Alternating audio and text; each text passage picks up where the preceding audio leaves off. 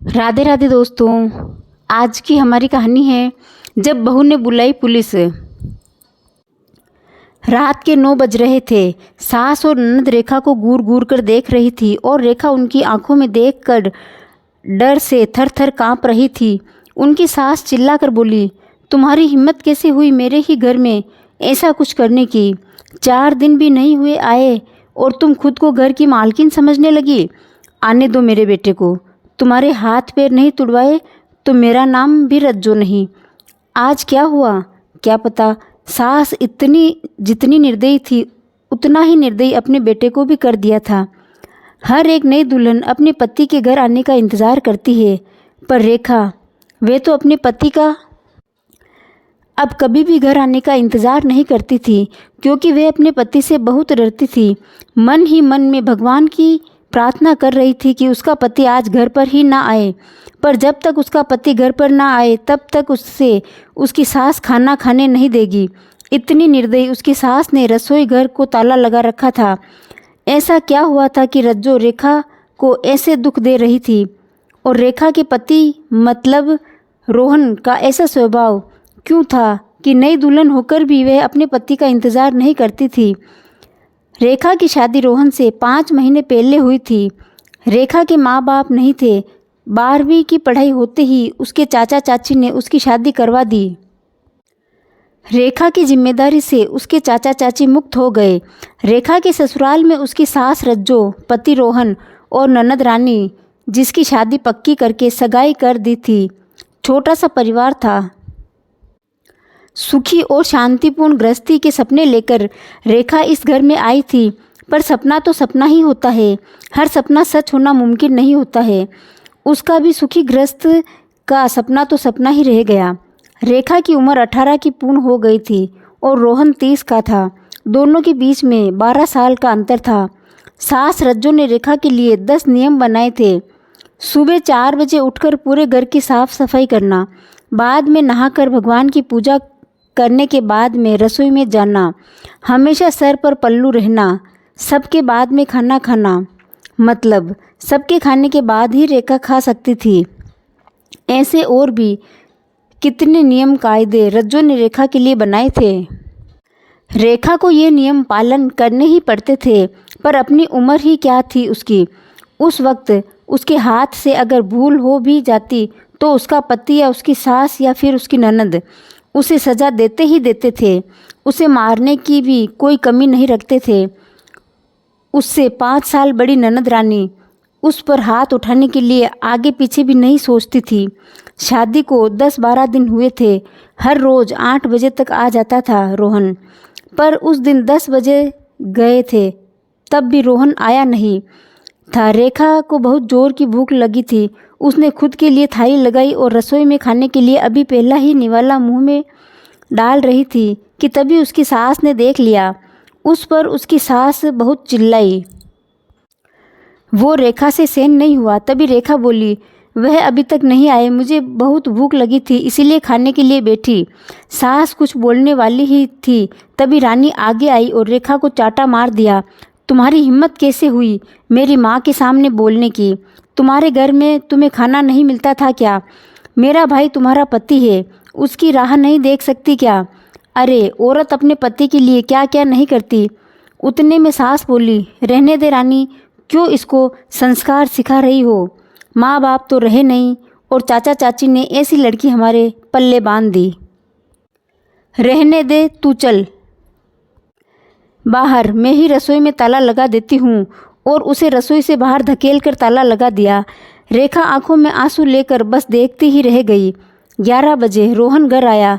तभी रज्जो और रानी ने मिर्च मसाला लगाकर रेखा के खिलाफ रोहन को भड़काया।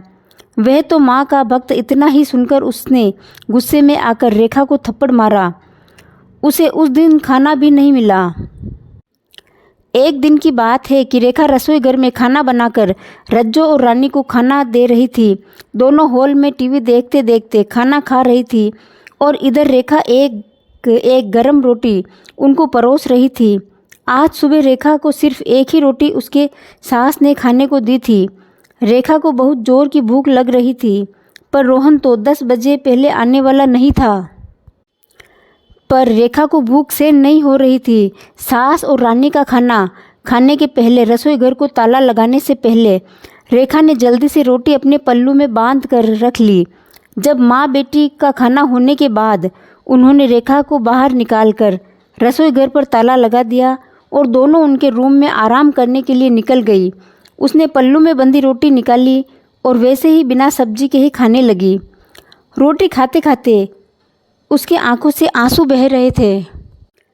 उसका स्वाभिमान इस बात के लिए रजामंदी नहीं दे रहा था, लेकिन क्या करे, यह भी उसे समझ आ रहा था। ठीक उसी समय रज्जो किसी काम के लिए उधर आई और उसने रेखा को रोटी खाते हुए देख लिया। बस फिर क्या होगा, तमाशा चालू हो गया और उस वजह से रेखा भगवान से प्रार्थना कर रही थी कि रोहन घर पर आए ही नहीं। क्या पता आज वो क्या करेगा। शादी के बाद इनके ही सामने खाना खाया था, तब भी थप्पड़ मारा था, पर आज तो रोटी चुराकर खा रही थी। थोड़ी देर बाद रोहन घर पर आया तो रेखा का दिल ज़ोर ज़ोर से धड़कने लगा। डर के मारे पसीने से भीग गई। कुछ ही मिनटों बाद अचानक से रोहन का ज़ोर से आवाज़ आई, रेखा जल्दी बाहर आओ। रेखा डरकर थर-थर काँपते हुए बाहर आई।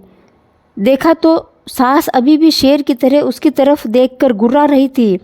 रानी भी मन ही मन में मुस्कुराकर देख रही थी और रोहन उसकी आंखें खून के जैसे गुस्से से लाल हो गई थी। जैसे ही रेखा रोहन के सामने आई, उसने उसके बालों को पकड़कर ज़ोर से धकेल दिया। रेखा बहुत ज़ोर से चिल्लाई, तेरी इतनी हिम्मत हुई कि तू अपने ही घर में चोरी करती है? रुक, तुझे तो अभी मैं दिखाता हूँ।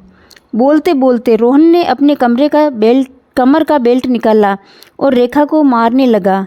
रेखा ज़ोर ज़ोर से रोते हुए, दर्द से चिल्लाते हुए उसकी माफ़ी मांग रही थी, पर उसके पति को और घर में रहने वाली 2 औरतों को उस पर दया नहीं आई। रेखा को सहन नहीं हो रहा था, तभी उसने रोहन को धक्का दिया और घर के बाहर भागने लगी। तभी अरे पकड़ो उसे, बाहर कहाँ चली? रज्जो रोहन को बोलती, तभी रोहन बोला, जाने दो माँ, भाग कर कहाँ जाएगी? कहाँ उसे पालने के लिए उसके मायके वाले हैं जो उसे संभाल लेंगे। आएगी वापस घूम के यहीं पर, जाने दो उसे। पहले मुझे खाना परोसो, मुझे बहुत भूख लगी है।